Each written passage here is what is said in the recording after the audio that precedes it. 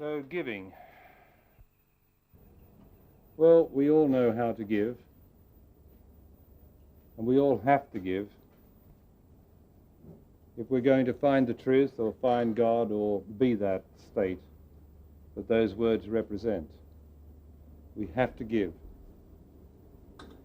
There are so many ways that we can give. The most important is not to hang on to my moodiness, not to hang on to my right, and not to be there, not to be here, to have a reservation in me. Now, I'm sure all of you know about reservation. We live probably half our lives in reservation. We reserve a bit of ourselves that we don't give to the situation or to anyone. And in that reservation, our mood and our self and our negative emotions hide. But it's very subtle, isn't it, reservation? I have a reservation about this person. I have a reservation about my work. That means that whenever this person's in front of me, or I am reminded of her or him, I'll have some emotional feeling of dislike or lack of something. Or my work, a reservation about my work. I will not be able to give all, because as soon as that aspect of my work comes up, I will get a tightness, a contraction in me, a reservation. Now, self-consciousness, for instance, is a reservation. I have a reservation about myself. That means I have a contraction about myself in myself. And therefore, if I am self-conscious, I cannot give. Now, it covers every area of our lives. So to distinguish it, you have to be utterly up here, in there, seeing, am I reserved now? Have I got a reservation in me? Now, say you have a question and you don't want to ask it because you don't like asking in public, you've got a reservation. And that can then be translated into a fear. And fear always distorts our perception and our presence. Because eventually, to find God, to find peace, to find freedom, you have to be psychologically fearless. So all this comes out of reservation. And a reservation is not giving. So then we can come to the other part of the title of the day, not giving in. Giving and not giving in. The thing is not to give in to your reservation, isn't it? Not to give in to yourself. Because yourself, your pain, your doubts, your fears are all reservations, and they are yourself. So the way to give in the first instance is not to give in to yourself. Don't find a virtue, which most people do, in their negativity. Because when you're negative, you have to defend it, justify it to the external world, or just sink into it and become it, which is what many people do, so that they're depressed.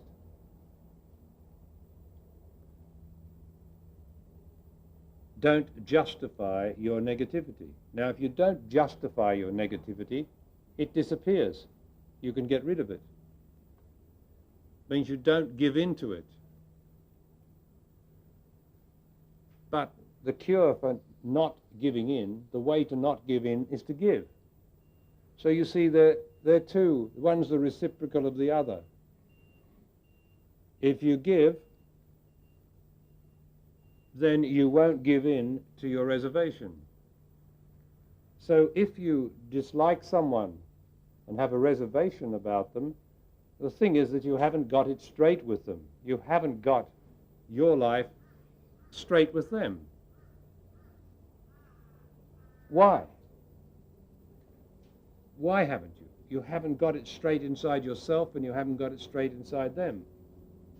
Why do you have anything to do with them? If you are forced to have something to do with them, like at work, then why don't you endeavor to get it straight with them, what your reservation is about? But then that might engender fear or raise fear up in you. And so then you've got to break through your fear, which becomes a manifestation of your reservation.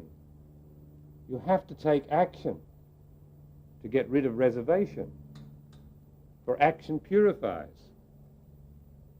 That's why you ask questions. If you have question in you, you have to ask it, unless you can dissolve it, and that's fine.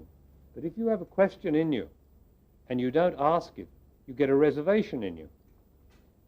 And if you have a fear of asking it in public, the reservation gets worse because you've got a fear in it. You know you should or want to ask the question, and you don't. So you get more reservation. Now that reservation doesn't go away.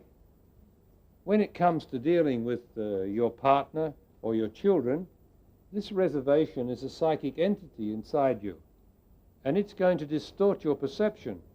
And although you feel that you're right, you won't be right, because in one part of your psyche you've got this unrightness. Now, I'm not trying to say that there's a place where everybody's right, but there is a place where I'm all right, and I don't have a reservation in me. And that's the place where there is no psychological fear of giving. So let's get it again. The cure for not giving in is giving. Not giving in to myself and my reservation. As long as I give, I won't have a reservation. And the more that I give, the more I will start to enjoy giving. It's one of those extraordinary things that as I start to really give, I enjoy it so much that I'll be turning around and I'll be wanting, quotation marks, to give. But I won't have to want to give, because there's opportunities every moment to give. Now, once you start the ball rolling of giving, it's very simple. But the trouble is, you mustn't give in to your reservation, because that interrupts the flow. So one is important to the other. So let us go back to basics. In the first instance, what have I got to give? My openness. Now, openness is not gushing out. Openness is just being open. Nothing necessarily coming out, but openness. Openness is a state. It doesn't need to have anything coming out of the openness. If I am open, then there's a sort of innocence in me. I'm not afraid of being vulnerable. People are very afraid of being vulnerable. That means they're afraid of being open. We're not talking about physical vulnerability to bullets, or physical vulnerability to being attacked or molested or something of that nature. We're talking about psychological vulnerability.